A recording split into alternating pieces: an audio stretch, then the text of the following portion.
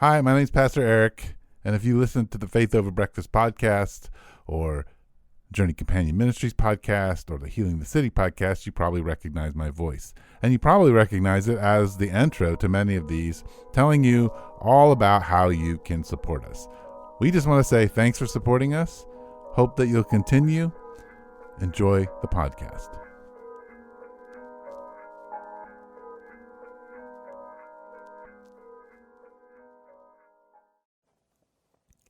Welcome to Faith Over Breakfast. You are listening to a podcast by Pastor Eric Siepen and Pastor Andy Littleton. If you enjoy Faith Over Breakfast, we encourage you to rate it on the Apple Podcast app, on Spotify, or Google Play. Thank you and enjoy the podcast.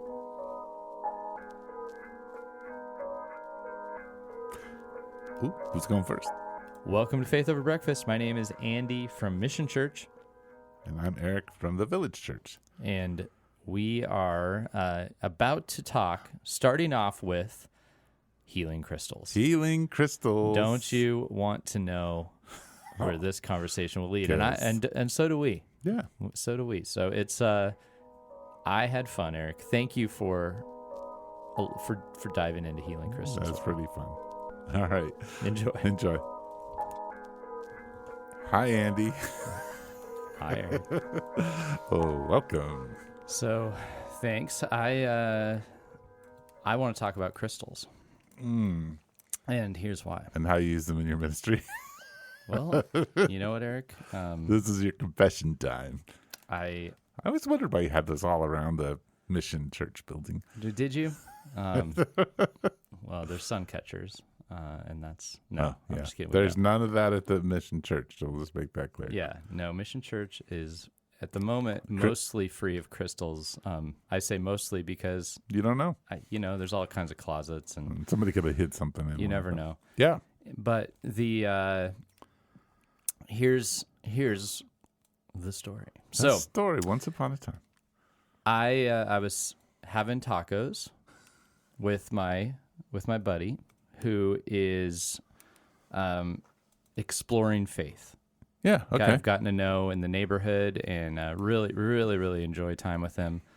We've had conversations about the faith of his family in the past and our church, and he let me know recently that he's trying some paths to faith out, which is a big deal for him, and been chatting about that. And so this is new, and we were just chatting through how that's been going for him and what he's thinking through, comparing some notes on what he's trying and what Christianity is and says. I'm sort of saying, hey, this is what I do, coming from what I believe. And then on the way back to his house, I was dropping him off, he said something like, well, I am doing this stuff, but I'm not into like healing crystals and stuff. I kind of put this disclaimer out there. And I said, oh yeah, right. I know, me either. And then I said, well, hold on. Because we had been talking about a few other things. We had been talking about he's an artist. Okay. So we'd been talking about what it's like to contemplate a tree or a stone. He's been taking some of his exploration has been sitting in a place and spending time paying attention to what I would say the created world and its details and drawing it. And I said, well, so okay, hold on. What is it? I said, along with you, I'm not putting a crystal in my pocket hoping it, gets rid of my cancer. But why do people do that? What is there something about like a hard stone with structure that light can pass through, that is there something out there too, observing something in nature that is uniquely beautiful, uniquely transparent, uniquely strong, that contemplating such a thing, if you're an artist, actually could lead to deep reflection. This is me saying, are the Tucson gem and mineral people, who I always kind of go, nah, are they on to something? Or do we need to rethink our skepticism of them, and maybe even say, what if we as Christians miss some of the created elements that God has given us that could lead to a deep contemplation of him? And in kind of rolling our eyes at these people, are we actually missing an opportunity to have a meaningful discussion? So anyway, I didn't go into all that with him because that's my conversation with you. But I just said, what do you think as an artist about, looking at a stone? And then he started talking about looking at a tree or other beautiful things and how it can lift you up. And then with the crystal, it's like the binding fibers within it. And I'm no geologist, so our geologist friends will be rolling their eyes. But there's, and the structure of, multiple structures that bind together, that, the columns of a good crystal formation. Is there something about that if contemplated could lead you to wonder about God and wonder about other things? And so my friend, he laughed. He said, oh no, maybe we believe in crystals. Because we were both going, well, they are pretty incredible. There's a reason when you walk around the Tucson Gem and Mineral Show that you go, wow, these are amazing. And so what do you do with that? Okay, so let's start with number one. Are they on to something? No. You don't think so at all? No. Okay. So tell me what you think of that. Well, I think what you said is pretty just orthodox. Well, right. I mean, I hope. Right? You're contemplating the wonders of God with the hopes of understanding God. Yeah. Yes. But the people, and maybe there are some people in the Gem and Mineral Show who believe that too, but mostly people are imbuing a particular power onto the crystals, right? Hoping that the crystals might bring them some kind of deliverance. Agreed. So it is, to me, no different than idol worship. Yeah, I don't think so either. By on to something, Eric. Here's what I'm. I know where you're going, but I'm going to play devil's advocate. Yeah, no, that's good. But I don't mean is this at its core actually Christianity? I'm not doing universalism here, no. or saying it all leads to the same place. But I'm saying, is there?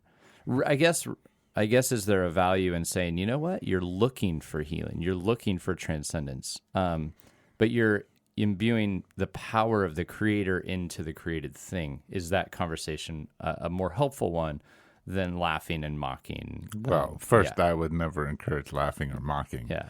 But I think you're just using a very Acts 17 mode of evangelism, which is to look around and see where people are searching for God and begin to help redirect them towards Jesus. Right. And so, yeah, I think, yes, the people are onto something when they see something spectacular. But in our human fallenness, we tend to make the object the thing of power and not the one who brought that into being. Okay, here's a divergence that just crossed my mind. How do we professing Christians do the same thing? Do we? I think we do it to the Bible all the time. So yeah, this might not just be a danger. We do it to people. That's where my head went immediately. I went, sometimes I think Christians want that power to come through, a pastor, somebody who they deeply admire, or even the community, as much as our churches love community, but they want the power of God to be entirely embodied and experienced through the community. I mean, I think the Catholic Church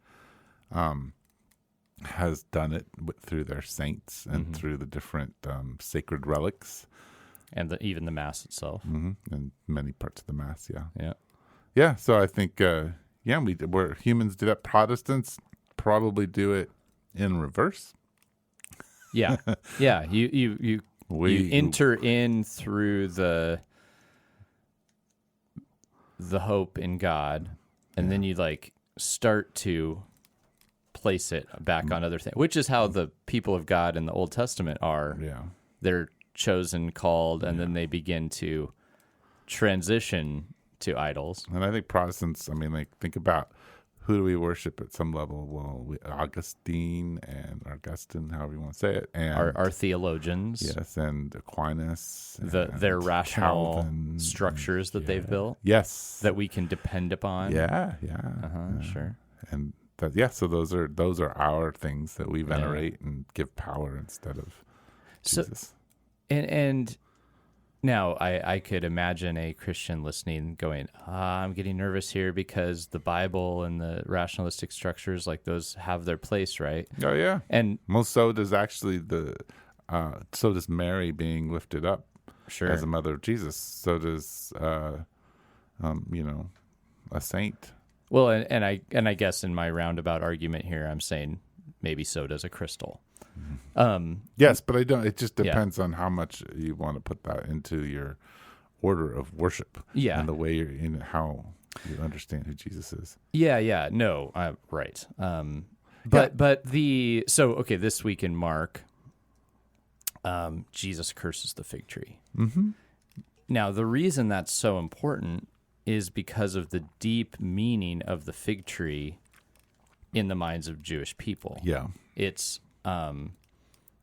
you just think about it, it's used as a symbol of prosperity and life. And honestly, it's one of the fig is like candy on a tree. I mean, that's good stuff. It is good, especially if you're in the ancient world and Snickers haven't been created yet. Like, right. That's like, it's like the equivalent of just walking down the road and there's Snicker bars just hanging on a tree saying, I'm free, grab one. Mm-hmm.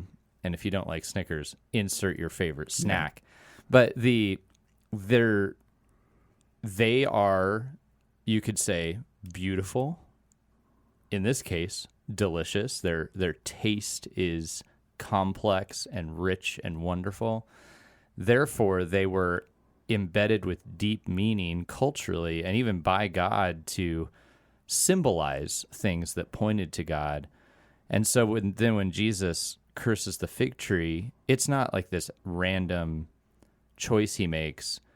They know that this thing that they see, that is beautiful, that is tasty, means something. Do you think that we in our day miss so there's the failures of the Christian church and the Catholics, but do we miss some of the mystical meaning in created things that our forefathers in the faith were more aware of?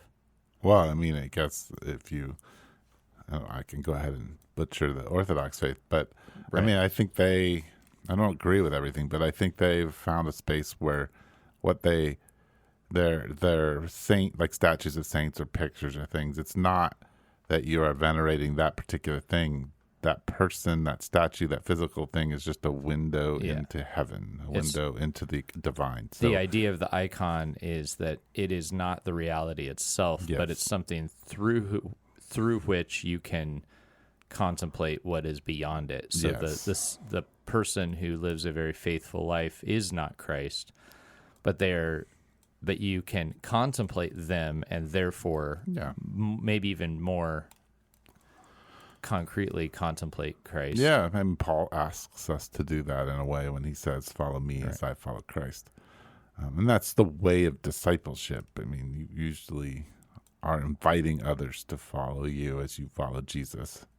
And other churches will do this with, the beauty of architecture that was generally rejected during the Reformation because it was idolatrous. That's been rethought with time, that while it can be, everything can be idolatrous, but it also can be a way of living out in God's world, a love for the creation and a way of honoring Him. Yeah. So, architecturally boring and meaningless things don't honor God either. It's like the way many of us feel about Christian music over the years, where it's like the words of it are saying good things about God, but the music's bad. Like and then some of us think both, but yeah, that's another thing. Well, sure. I mean, and I'm not saying the words are complex or rich poetry. Right. They're saying, God, I worship you. Or all I need is you. All I need is you. Yeah, that's not. Do you want to sing together? Actually, but so my point is that the words technically are ascribing worth to God, therefore our worship. But if they're not well done, if they're not well crafted, if they're not deeply thoughtful and poetic, if the music that carries them isn't, well crafted, and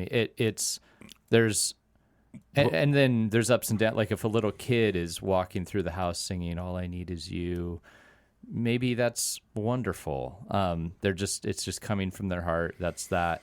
Right. Well, I mean, yeah. The problem is, so I took a class, and then I kind of led the class on Martin Luther early on in the Village, and the professor was saying, look, 25 years after Martin Luther died, his followers, the Lutherans, his disciples, he would not recognize his faith. Right.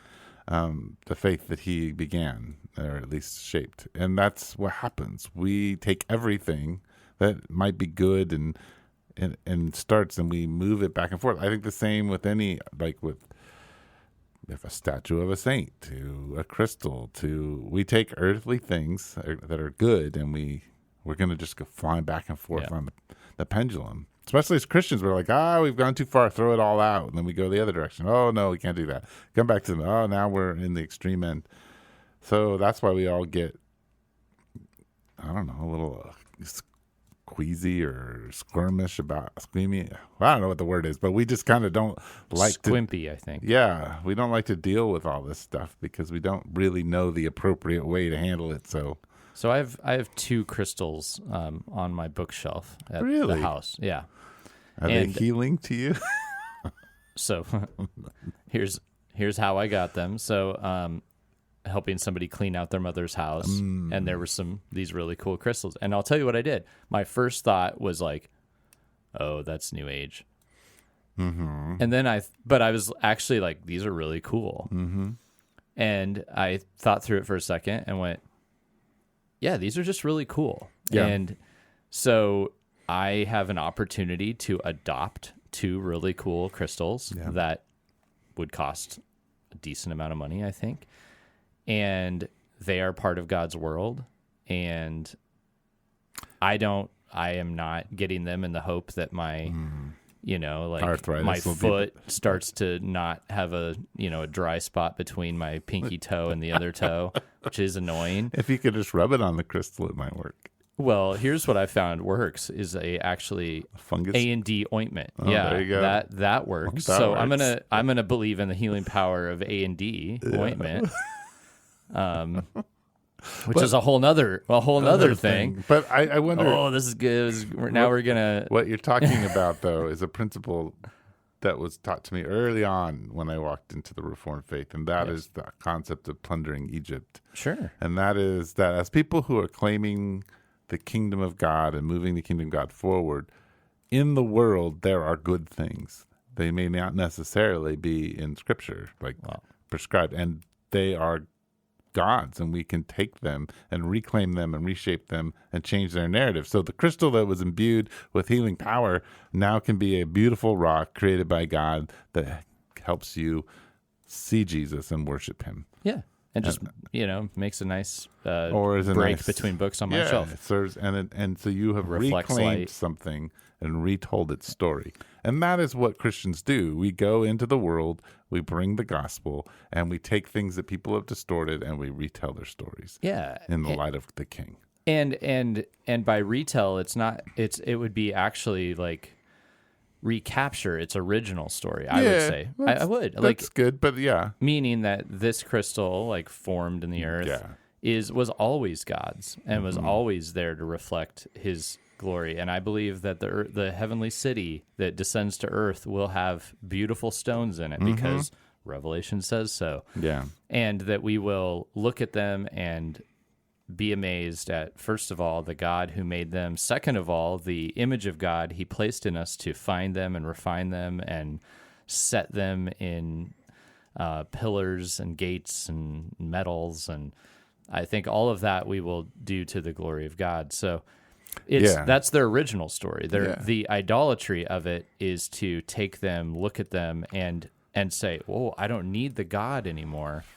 This is what I need." Well, and that's the danger, because, I mean, just to go back to the plundering of Egypt, so when Israel leaves Egypt, a bunch of Egyptians come, and a lot of the wealth of Egypt comes. And so people forget that the Israel that's delivered out of Egypt includes Egyptians who joined them. And all their wealth. And they just took everything. So when they built the golden calf and they're rebelling against God, they plundered Egypt, they took something that was good, and then they revert back to this as soon as Moses disappears, and they're afraid. And so I think there is the danger of using things in ways that are not good, and you see that happen in I think in the Protestant, Catholic, and Orthodox Church. Everywhere. Just in Christianity, we tend to do that because we're still fallen humans. The other plundering of Egypt, there's more than just their stuff.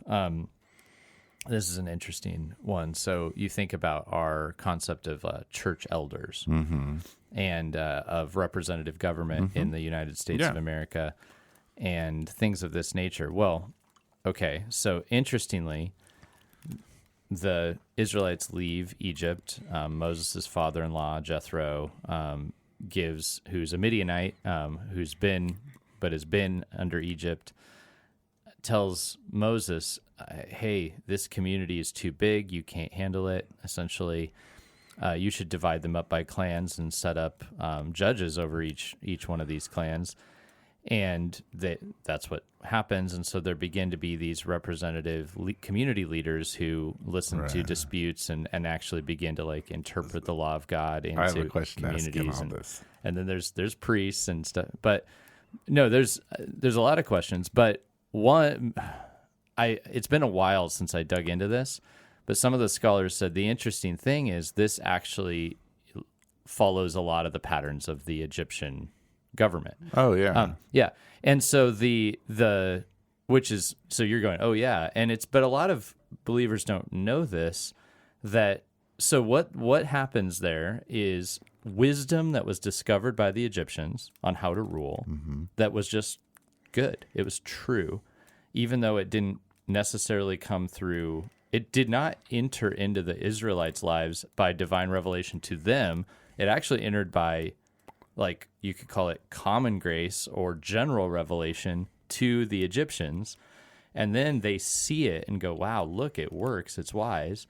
Jethro suggests it. Moses applies it. God blesses it. Yeah, he puts his spirit on the elders. Yeah, exactly. So one part of the plundering of the Egyptians, as I've understood it, is actually the structure that, to some degree, many of our churches still use today. Yeah, at some level, yeah. Yeah. No, see, my question had nothing to do with that. I was going to ask if you'd seen the YouTube comedy about Israel coming out of Egypt. No. It's done like The Office, and it's apps. The first Yeah. pilot episodes, it's roll over funny. No, I haven't. But Moses is kind of portrayed as this really good-hearted man who really doesn't have the capacity to do the whole thing. And so there's a scene with his father-in-law, and they're on this hill, and there are all the encampments of different tribes, and Moses is telling him about each tribe and their characteristics. And his father-in-law's like, oh, so you rule all of these people? Yeah. Oh, this is not good. Yeah. And he's like, well, by rule, if you mean technically. It's really funny, and you should look it up. I'll put a link in the show notes. There you go. It's absolutely funny. Do it. But yeah, so that whole plundering there's people I run into all the time, especially people who've had experience in cults, who will have big hangups around something like this thing is. I'm trying to think of one that I can use that's helpful, but say like this thing that Christians do is actually a pagan practice. Yeah. And it that's why all the churches are wrong except for this little church over here. They and interestingly, this whole idea of the plundering of the Egyptians and stuff is adds something to that. So say the pagan practice, like I'm just going to make one up, like churches with that serve pizza after church have actually given in to the pagan ways, because the pagans used to have circular breads that they used to worship or whatever. So and who knows, that actually might be true. So on the one sense, like, okay, so you've discovered that Christians and culture have taken something that was used by pagans and normalized it and seen that it wasn't altogether evil, and said, look, we can thank God for pizza because it is wonderful and its roundness is weird and it's interesting how it doesn't fit the box, and the corners are available for the sauces that you dip it into. And actually, even though it was originally meant for evil, God can redeem it, and we good. and it can be for good. And so, but then, it like enters into the life of the church to where anything now can become again idolatrous. So like once it's then. Is it true that you could begin to, love the pizza so much that you forget to point back to the Creator? But a lot of people who I've noticed come out of the stricter cults and stuff are like all on guard, like nothing that didn't come directly from God, and often don't realize much of what even ancient Israel experienced were these kind of plundering type things where they were of God, even though they were adopted from another nation. Right. And so Paul addresses all this in Romans and in other spaces, and he talks about the weaker brother. Yes. And he invites us. Food sacrifice to idols. Yes. This is very much that conversation. Yeah. And I think what's pretty cool about that is that if you really read what he's saying, look, both of you are the weaker brothers. One of you thinks that you have liberty. The other thinks that he needs to hold himself so strictly for sake of not falling and participating. And so each of you need to view the other person as the stronger brother and you as the weaker.